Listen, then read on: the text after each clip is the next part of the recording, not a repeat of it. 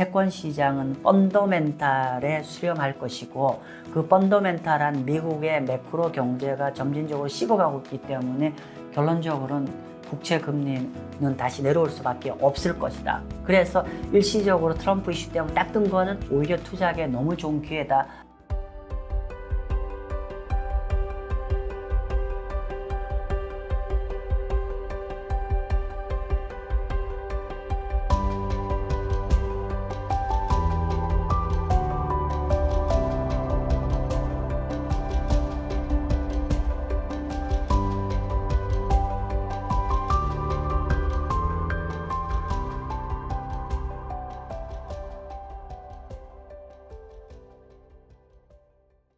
안녕하세요, 마경원입니다. 오늘은 미국 국채 금리 관련해서 설명을 좀 드리고자 합니다. 최근에 미국 국채 금리가 이렇게 많이 플럭추에이션을 좀 치고 있죠. 그런 와중에 이제 두 가지 큰 변수가 있었습니다. 하나는 각종 이제 미국의 경제 데이터가 발표되고 있었고, 또 그 발표되는 중간에 도널드 트럼프와 바이든이 토론을 하게 되었고, 그 결과로 또 미국 국채 금리가 또 폭등을 하게 되었죠.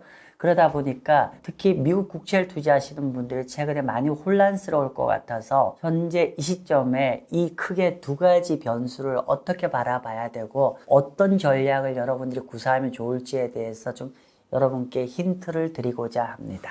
자, 그래서 오늘 제목을 이렇게 달았어요.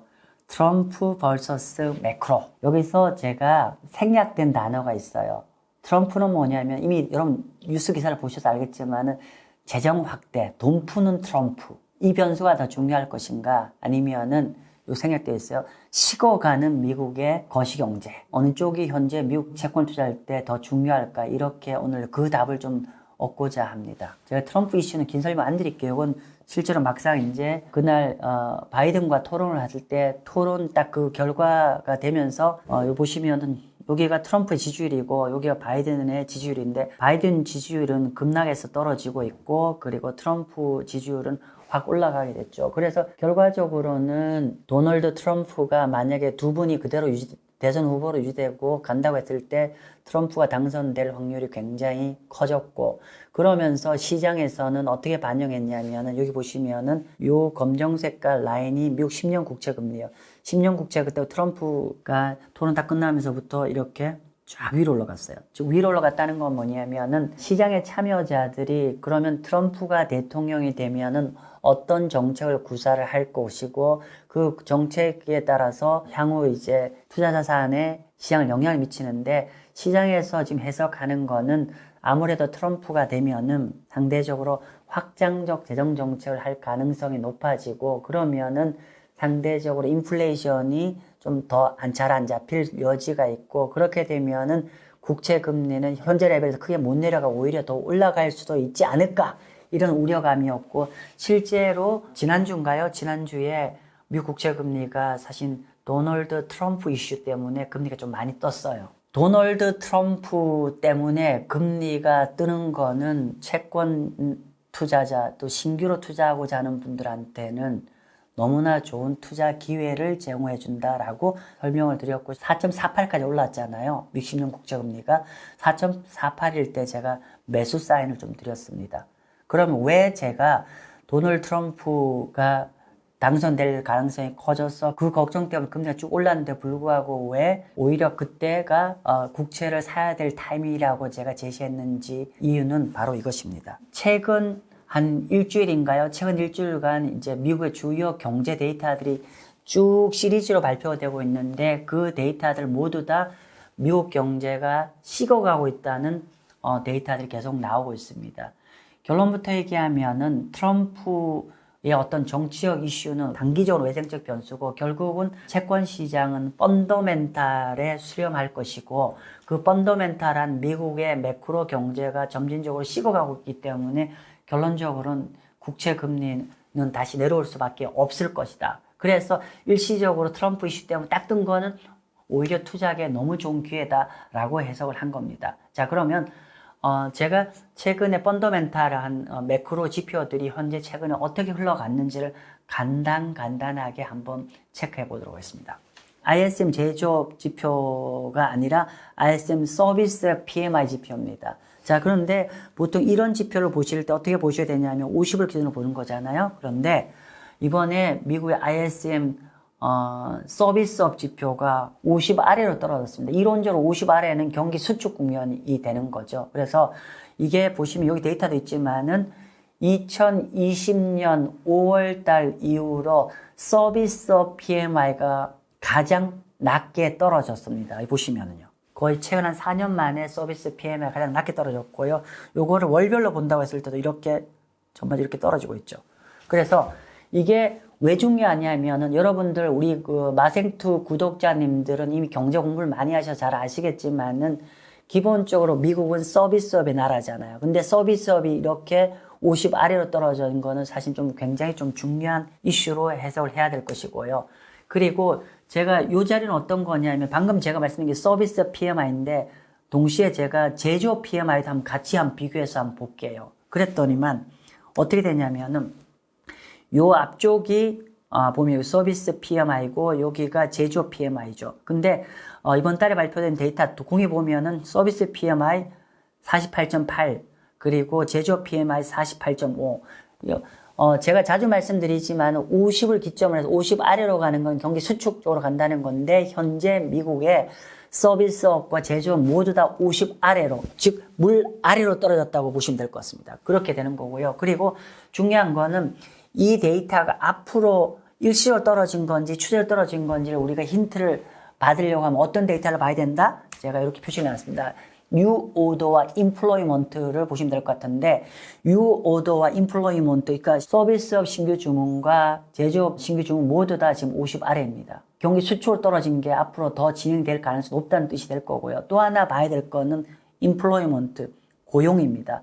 고용인데 제조업도 49고 그리고 서비스업은 46입니다. 앞으로 고용이 더 이렇게 식을 거라는 거에 대한 힌트도 주는 거죠. 아무튼 요 서비스 PMI와 제조 PMI 모두 다 이제 수축적으로 떨어졌다는 것을 확인하는 6월달 데이터였습니다. 자, 두 번째로는 실업수당 청건수인데 이거 되게 중요한 데이터입니다. 실업수당 청건수는 이게 매주 발표되는 자료이죠. 그래서 영문자를 그대로 들고 오다 보니 그런데 시장 예상보다 더 월스트라는 거는 실업수당 청구 건수가 더 커졌다는 거고 실업수당 청구 건수가 커졌다는 건 그만큼 실직자가 더 많아졌다는 얘기잖아요. 그죠? 그래서 최근에 보면 추세가 이렇게 한 20만에서 24만까지 올라가고 있죠. 즉 주간 실업수당 청구 건수도 계속 나빠지고 있는 데이터를 우리가 확인할 수가 있고요. 그 다음에 이렇게 실업수당 청구 건수와 경기 침체 구간을 이게 보시면은 바닥에서 딱 턴어라운드 하고 얼마 안 있다가 항상 경기 침체에 들어갔다는 걸 확인할 수가 있을 겁니다. 근데 최근에 이렇게 쌍바닥을 찍고 이제 위로 올라가기 시작하는 거죠. 즉 매크로가 꽤나 나빠질 가능성이 높아지고 있다. 그렇게 보시면 될 것 같고 따라서 Initial Job Claimless 초기 실업수당 청구수는 굉장히 중요하다. 아직은 그렇게 워닝 레벨은 아닌데 디렉션은 아주 클리어합니다. 디렉션은 계속 커지고 있다라고 보시면 될 것 같고요. ADP라고 민간 고용인데 민간 고용에서 발표된 게 여기 15만 정도로 해서 이게 6월달 이번 주에 발표된 자료죠. 그래서 전달에 15만 7천에서 15만으로 좀 줄어들었고 이거는 시장 예상이 16만 3천보다 더 줄어들었죠. 그러니까 얘는 길게 했는데 이걸 다 설명드리고자 한 게 아니라 지금 보면은요. 요 추세 한번 봐주세요. 추세가. 고용 추세가 계속 감소를 하고 있습니다. 그죠? 그래서 요게 있는 것처럼 3개월 연속으로 이제 민간의 고용은 계속 슬로해지고 있다. 이런 거고요. 그죠? 이렇게 그런 말씀 드리고.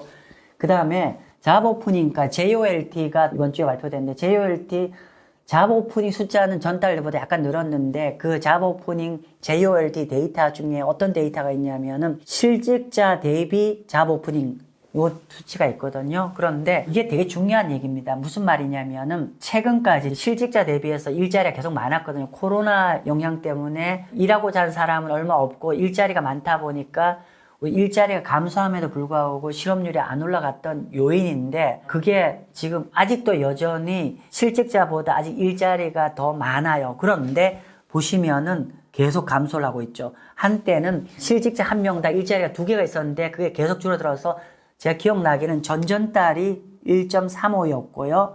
요 전달이 1.25명이었고 이번 달은 1.22명입니다. 이렇게 되면은 금년 4분기 정도에는 드디어 1대1이 되겠죠. 이렇게 되면은 그때부터는 본격적으로 실직자가 확 늘려지겠죠. 보셔야 될 포인트가 뭐냐면은 요겁니다. 코로나 팬데믹 전에 1.24병 정도인데 그 레벨을 드디어 코로나 팬데믹 이전 레벨보다 더 아래로 떨어지고 있다. 그래서 노동시장은 지속적으로 계속 쿨링되고 있다는 걸 다시 한번 확인할 수가 있고요. 그리고 물가 데이터가 이게 6월 말 데이터인데 보면은 이렇게 헤드라인이 2.6이고 그리고 코어가 2.6입니다. 물론 이제 여기가 전달 대비해서 플랫, 그러니까 비슷하게 움직였는데 중요한 건 큰 그림을 한번 볼까요? 여기 보시면은 여기가 지난 12달간의 물가 흐름입니다. 지난 2년간 물가 흐름인데 보면은 우리가 원래 목표가 2%잖아요.